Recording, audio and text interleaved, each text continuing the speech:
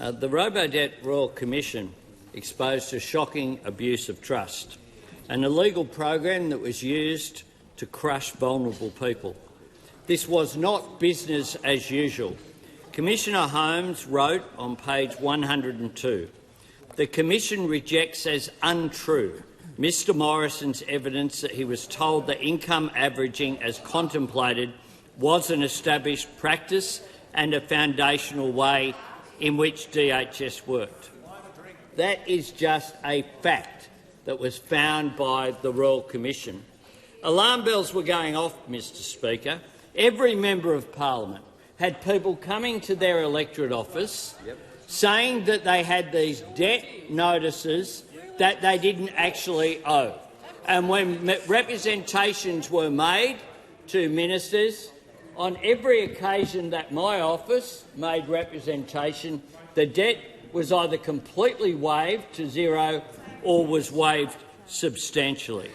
And yet, those people who are most vulnerable are those most likely to have not found their way to an electorate office with a member of parliament, grappling with fake debts and the trauma that came with that, trying to fight a system designed to keep them down.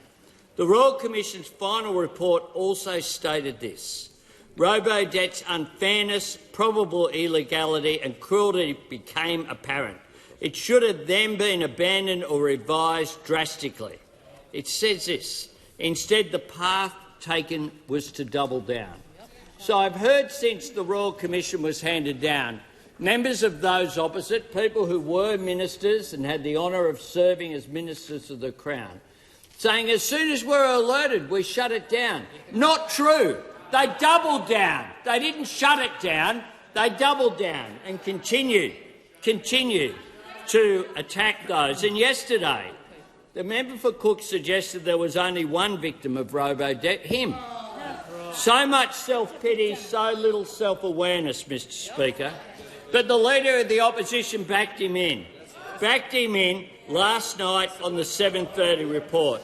He's called the Royal Commission a witch hunt. Nothing to say about vulnerable people hounded for money they didn't own.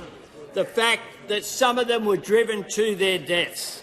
His only sympathy for Liberal MPs who created this scheme and doubled down on it.